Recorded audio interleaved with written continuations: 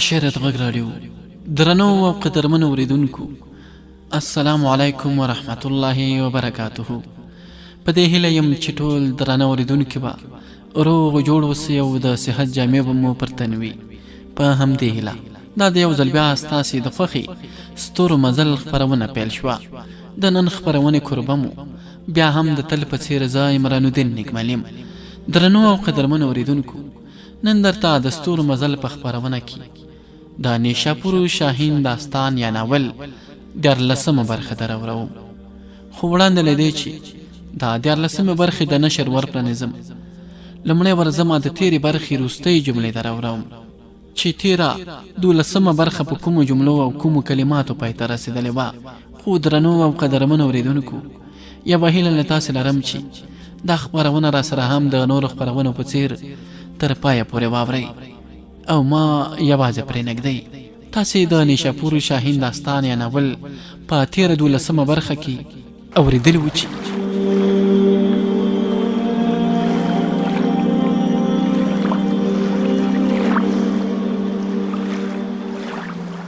ګاډیبان په شکر کوونکو سترګو همت ته وکتل او ورته ویل که چېرې ته داسې وکولی شي نو دا به دې پر موږ احسان وي. په دې توګه به د راجا په وړاندې زموږ عزت نور هم زیات شي. همت شاوخوا وکتل او ګاډیبان ته یې ویل ته دغه نندارچیان او ساتونکي لږ څه د دې ځایه لرې کړه، کیدای شي د هغوی پښتونکي هغه څه ونه وایي.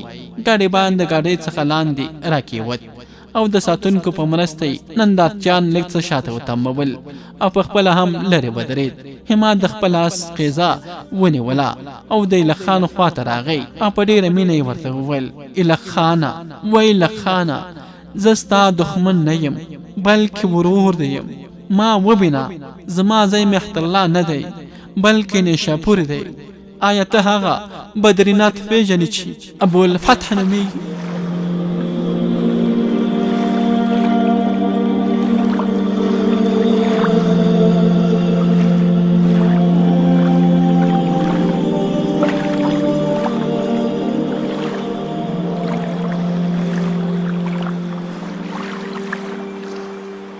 درنو اوریدونکو، تاسې واورېدل چې تېره 12مه برخه په کومو جملو او کومو کلماتو پای ته رسېدلې وه. 14مې برخې ته له دې جملې څخه دوام ورکوو. ایلک خان د هغه خبرې هسې یو چال وګړوو او د هغه نه یې مخ واړوو. زه نه کوم نیشاپوری او نه ابوالفتح پېژنم، له ما سره تا ته د ویلو هېڅ نشته. همت ورته دا ځل په زړه سوځونکي اواز سره وویل ایلک خانه، د تصوراتو د ګرداب نه ځان راوکاږه او د خپلو سترګو حجاب لرې کړه او ما ووینه. بیا یې همت ایلک خان د اوږې څخه ونیوه او ورته یې وویل زما غیور او زړور ترک وروره، دغه اندېښنې او اضطراب پرېږده او خپل جنون او لیونتوب متحرک کړه.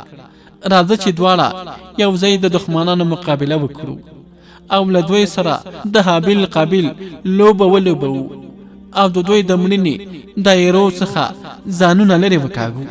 د همت په خبرو د ایلک خان حال د برق وهلې زړې ونې په څېر ګرځېدلی و. هغه د پخوانۍ زړې ونې په څېر غمژن او د کوم پخواني بت په څېر خاموشه و. هغه وبړېد او څه بې معنا کلمات یې وویل. بیا یې په سخت اواز کې وویل لکه څنګه چې خوند او رنګ پټ نشي پاتې کېدی، په همدې توګه ستاسو د هندوانو ذهنیت هم له ما څخه نشي پټېدی. همت ورته دا ځل په سخت لهجې سره ویل ایلک خانه، له ځان سره یې ولیکه زه له تا سره کومه ړنده عقیده نه لرم. ووایه چې زه ستا د ضمیر کوم عکس تا ته رامخته کړم. که چېرې زما خبره دې ونه منله نو دا خلک به دې په تیارو او تعذیبونو کې د سترګو د نور څخه هم بېغمه کړي. جسم به دې ټوټې ټوټې کړي، داسې ټوټې ټوټې لکه په سلګونو ګجران چې د خره او نور مردارو جسمونه ټوټې ټوټې کوي. ته زما د ملت د قهرمانانو څخه یوې. راځه زما وروره، دواړه یو ځای د دوی لپاره د تبر په څېر داسې ګزار ورکړو چې زخم یې کړو او د دې ځایه پښې وکاږو. زما ستا تر مخه ولاړ دی، دا موږ دواړه په اسانۍ سره له دې ځایه ویستلی شي. ایلک خان اوس هم خاموشه و. همت ورته یو ځل بیا په شفقت سره وویل زما مټ وګرځه او د یو مجاهد په څیر دی خپل ضمیر را بیدار کړه. الهی خانه ته په کومو فکرونو کې ډوب یې خپل روح وپېژنه. سوګند دی چې که چېرې ته له ما سره لاس یو نه کړې نو زه به د دې دښمنانو کورونه وران کړم او د دوی شخصیتونه به د سهار د لمر په څیر په سرو وینو کې رنګین کړم. همال لږ څه تم شو او بیا یې وویل الهی خانه قسم یادوم چې که چېرې زما خبره دی ونه مننه نو زه به دې د وینې حرمت له نظره وغورځوم او پوره سختي به در باندې وکړم او له دې ځایه به دې وتښتوم. یاد ساته زه په زور کې له تا کمزوری نه یم. د تولک د ښاره بیرون د صنوبر د ونې څخه راتاوه شوې رسۍ تا هم شلولې به او هماغه رسۍ ما دوهمره هم د ناصرالدین تر مخه شلولې ده او هماغه زه ستا د مرستې لپاره د یار ته راستولی یم. د ایله خان مخ یو ځل بیا روښانه شو، په مخ یې جذبې او احساسات را بیداره شول. هماد ورته بیا خبره وکړه او هغه ته یې ټکان ورکړ. ایله خانه زه نشم کولی تا دلته محت الله کې د مرګ په خونه کې د دوی رحم و کرم ته پرېږدم. د دې و هغې د جذبو څخه پورته زما خبره واوره. زه به ستا دښمنان د یو موټي خاورو په څیر وشیندم او داسې ګزار به ورکړم چې سبا یې د علاج لپاره هم څوک پیدا نه شي. واوره وخت راغلی چې ته له ما سره یو ځای د دې یار او دښتې نه وتښتې.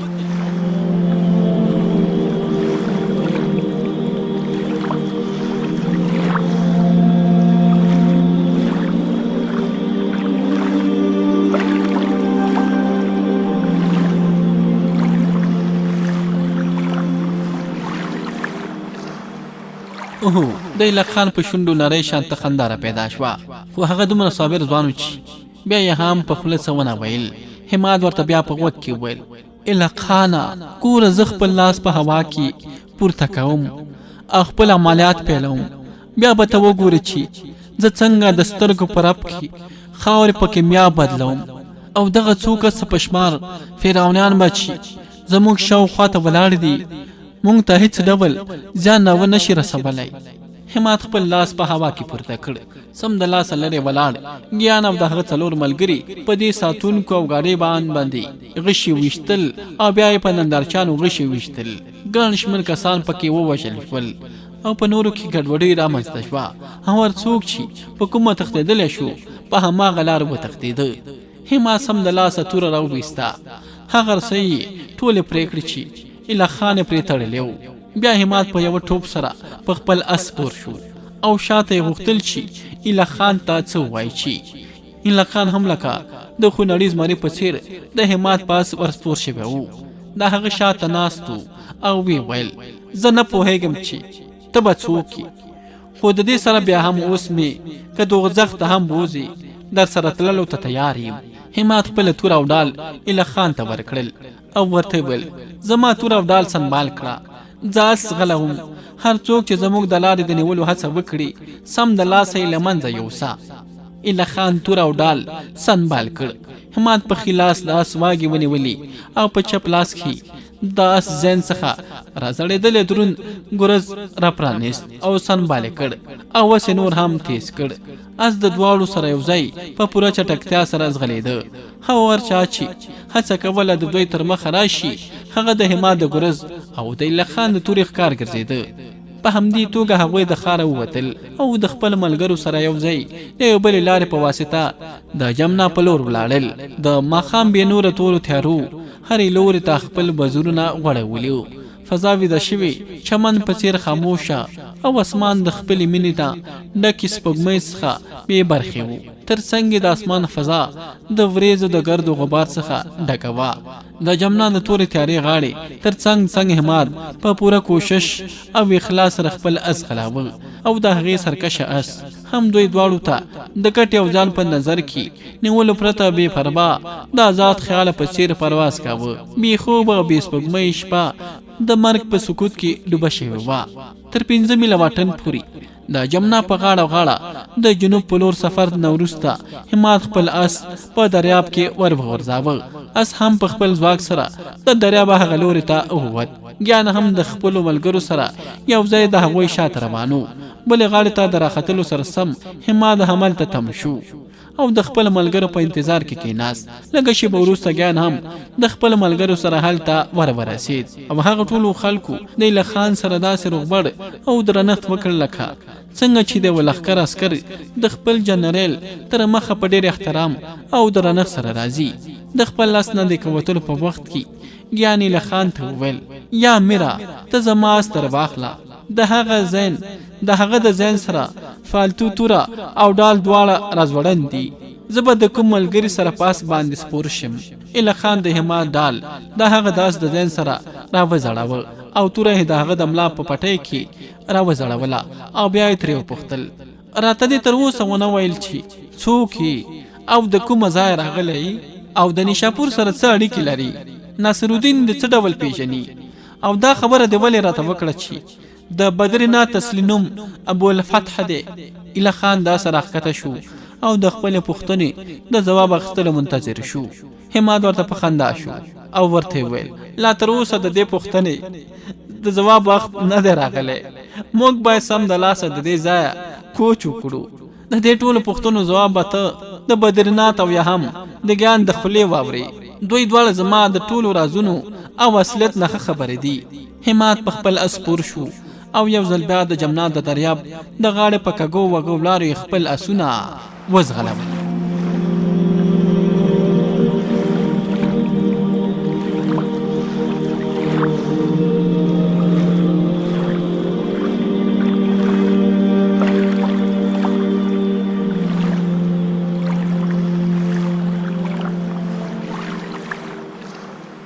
اوهو 5 مایله نور هم مخته ولاړل او یو ځل بیا د جمنات څخه اسونه راتېر کړل او د بهم سیند په لوري مخه کړه.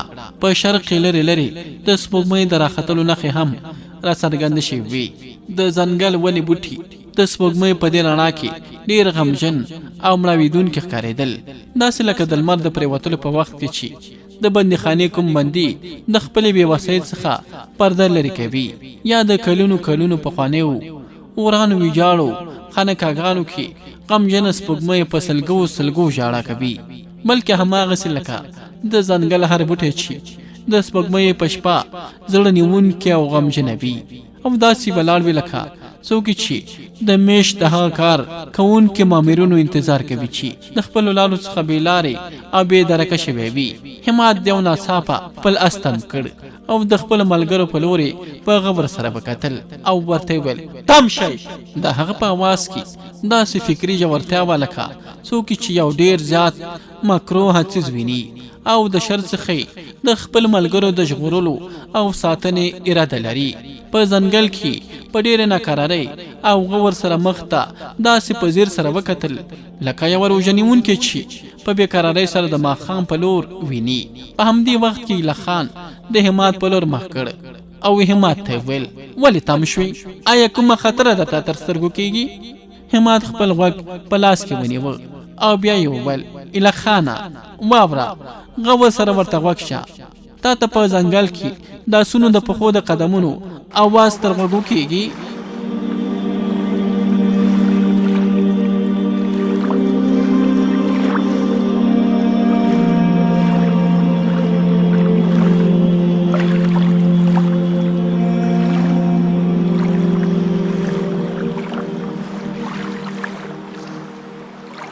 ایله خان تر ډېرې پورې غوږ نیولی و تر څو دغه اوازونه واوري. بیا یې په اندېښنې سره حماد ته وویل: ستا خبره صحیح ده. په ځنګل کې په یو وار د ډېرو اسونو د پښو اواز تر غوږو کېږي او دا اواز هره شېبه رالنډېږي. د دې مقصد دا ده چې دا خلک هم زموږ په لور را روان دي. اوس نو د اسونو د پښو اوازونه په ازاده توګه اورېدل کېدل. حماد یو ځل بیا د دې اوازونو په اورېدو سره وویل: ایله خانه، واوره، د دې راتلونکو سپارو شمېره د 10 کسانو څخه کمه نه ده. زه به د دوی په راتلو کې په دې غلطۍ کې نه لوېږم چې ووایم چې د مهد الله عسکر په لږو لږو ډلو کې په 4 خواو کې خپاره شوي دي او زموږ لټون به کوي. خو ایله خانه، واوره چې تر هغه چې زما په جسم کې د وینې اخري ساز کې هم وي، زه به د اوسۍ په څېر د ښکاري او د مرغۍ په څېر د مرغو خرونه ستاسو د ټولو ساتنه کوم. اله خانه حوصله او همت له لاسه مه ورکوه. اله خان سینه تاند کړه او همت ته وویل ای زما نومورکې و اجنبي دوسته او زما لارښوده، کله چې دښمن پر موږ حمله وکړي نو ته به ووینې چې اله خان به د 5 کسانو د وژلو پرته مرګ ته زړه ښه نه کړي. زما د په خپل رب سوګند وي چې اله خان به په جنګ کې خپل دوست هېڅکله هم ناهیلی نه کړي. اله خان خاموشه شو ځکه مخې ته 2 کسه سپاره راغلل او هغوی ټولو د دوی د کلابندي کولو هڅې پیل کړي. اله خان وشمېرل او ویې کتل چې د همت د خبرې سره سم هغه 10 کسانو. اله خان وکتل چې د همت یو لاس کې ډاله په بل کې درون ګرز نیولی دی. اله خان او نور ملګرو یې هم خپلې وسلې په لاسو کې ونیولې.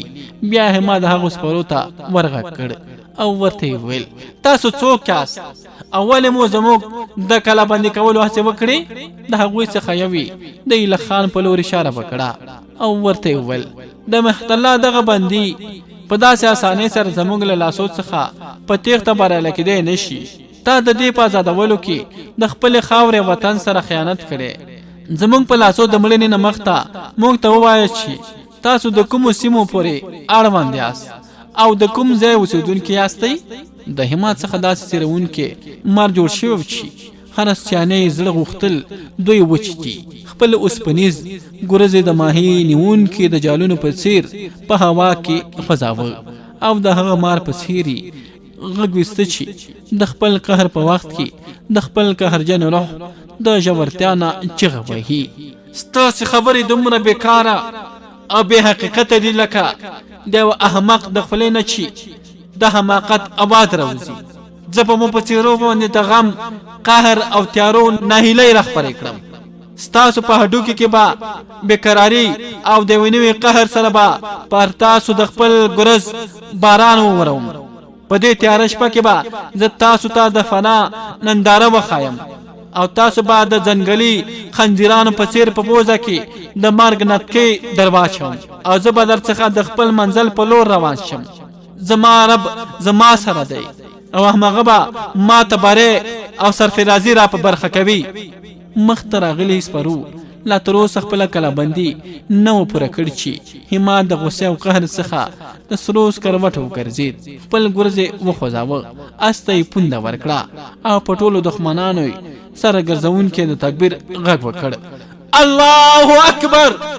همدا غږ پورته کړ او د هغه چوپان په څېر پرې حمله وکړه چې تر مخه یې رمې ته څوک د ځان د ورسولو هڅه کوي. هغه په ټولو یې وحشتناکه حمله وکړه او په هغه لومړۍ حمله کې د خپلو 3 کسو دښمنانو سرونه پرې کړل.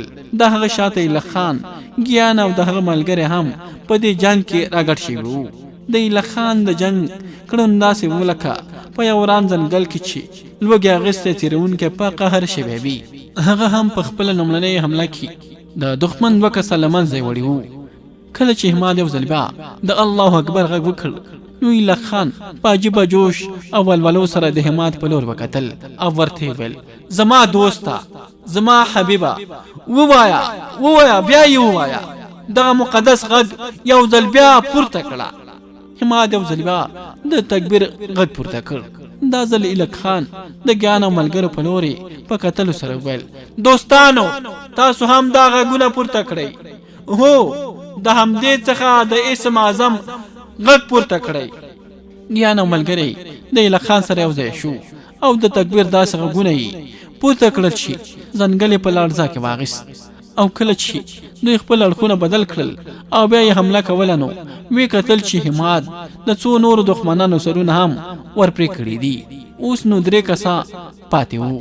د هغوی د ډلې نه یو د اله خان ښکار وګرځېد او هغه نور دواړه د ګیان او ملګرو په لاسو د ژونده بېغمه شول.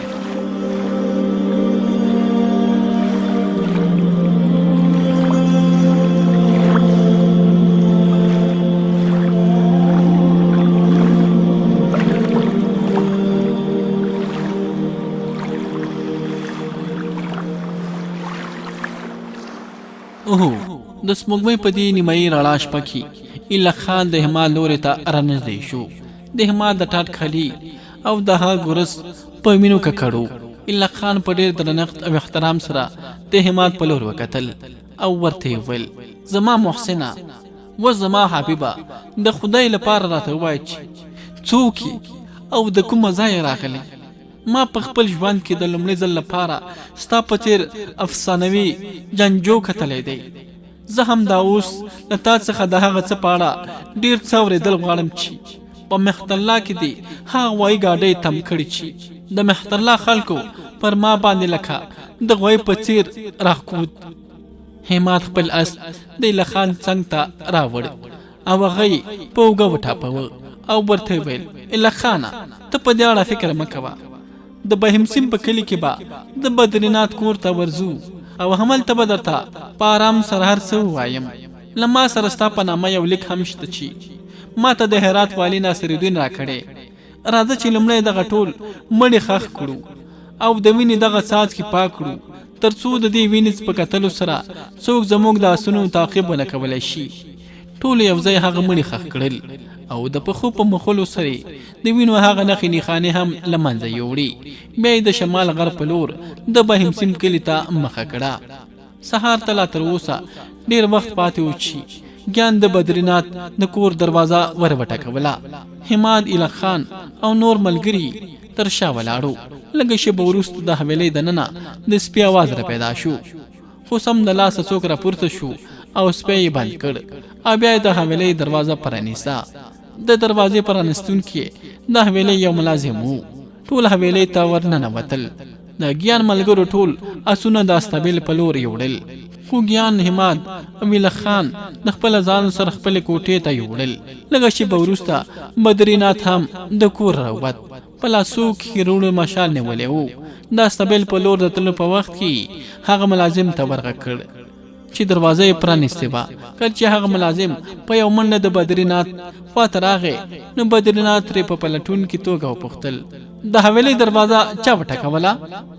ملازم ورته په خوشحالۍ سره ویل مالکه ګیان د خپلو ملګرو سره راستون شوی دی. بدرینات ترې په ډېر شوق سره وپوښتل آیا هماد هم ورسره شته؟ ملازم ورته په خندا کې وویل مالکه یوازې هماد نه چې ایله خان هم ورسره دی. بدرینات د ګیان د کوټې په لور ورغی او ویې ویل زما زړه د پخوا نه ویل چې د نیشاپور دا شاهین چې هر کار ته لاس واچوي ناکامیږي نه.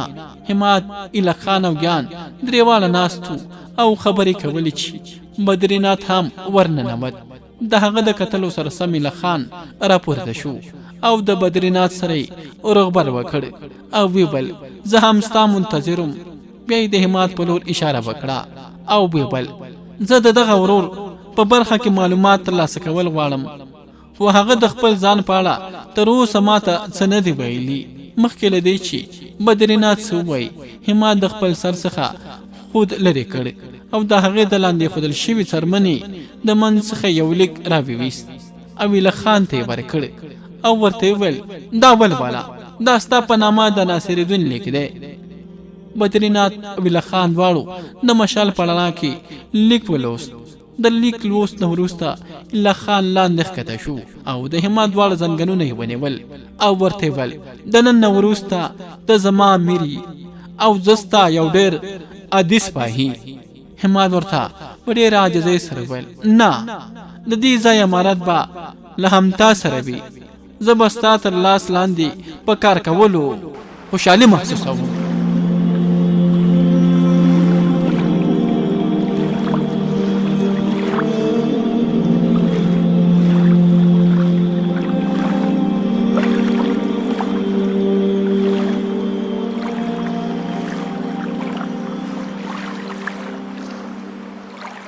اوه ایله خان ورته په ډېر درنښت سره ویل دا به څنګه شونې وي؟ ستا په شتون کې ایله خان بالکل د امارت وړتیا نه لري. ته زما څخه ډېر ځواکمن او د جنګي امورو ماهر یې. ما ته د خوښۍ ځای ده چې ستا په څېر د یو امیر تر لاس لاندې کار وکړم. په خدای قسم چې ایله خان د حکم کولو لپاره بلکې د تابع کولو لپاره پیدا شوی دی. هماد راپورته شو او ایله خان ته ویل د سهار د لمانځه وخت را داخل شوی دی، راځئ چې لومړی لمونځ ادا کړو، بیا به دواړه د خپلو نورو مور په لور توجه کوو. بدرینات ترې په اندېښنې سره وپوښتل کوم نوي امور؟ هماد ورته وویل نګرګوټ چیرې چې زما د ملت یو لور د پنډتانو په بند کې پرته ده. که چیرې هغه ژوندی وي نو زه به د هغې د خلاصون او بیرته راوړلو په برخه کې هرومرو بریالی کېږم.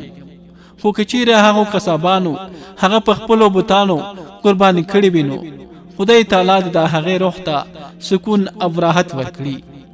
حماد لږ څه تم شو او ویې ویل د هغې مسلمان نجلۍ نوم څه دی؟ تا ما ته ویلی خو زما د ذهن نه مې وتلی دی. بدرینات ورته ویل د هغې نوم اما دی او د نګرګوټ په مندر کې خدمتګاره وه. ډېره صابره او ذهینه پیغله ده. که چیرې د وزې په څېرې هم پوس وویستل شي بیا هم د خپل ملګرو او پټ تحریک په اړه به یوه خبره هم ونه کړي. هغه داسې پیغله ده چې هر ډول باور ویاړ او اعتماد پرې کېدی شي. حماد په دعایه توګه وویل خدای دې وکړي چې زما تر ورسېدو پورې زما د قوم دغه لور ژوندی او سلامته اوسي، نو زه به هغه د دې دوزخ څخه د هغې په راویستلو بریالی شم. او که بدرینات یې په منځ کې راټوپ کړ او ورته یې ویل د هغې پیغلې سره یو بل راز هم تړلی دی. حماد ورته وکتل او ورته وپوښتل څه ډول راز؟ بدرینات د ایله خان په لور وکتل او په نرۍ شانته خندا کې ویل هغه پیغله چې اما نومیږي د ایله خان سره ډېره زیاته مینه کوي. ایله خان هم هغه خوښوي. نږدې و چې د دواړو ترمنځ نکاح وکړل شي چې دا پیښه رامنځته شوه.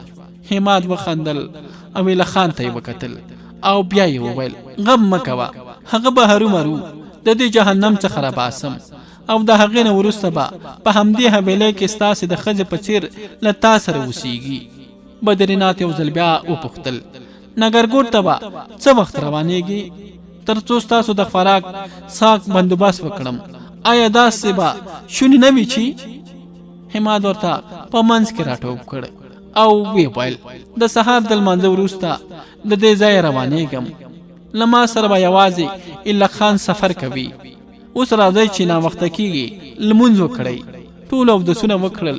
بیا هغوی ټولو د ګیان په کوټه کې د بدرینات په امامت سره د سهار لمونځ ادا کړ.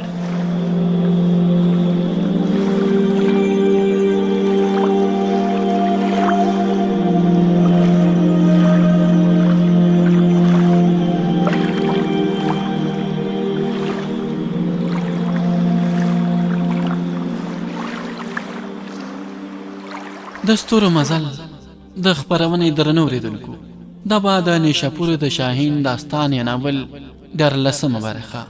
په دې هیله یم چې ادبي تنده مو پرې خړوب شوې وي. دا چې په راتلونکې برخه کې به بیا له کومو پیښو او کومو موضوعاتو سره مخ کېږو. همت ته رنګ په رنګ پیښې مخې ته راځي.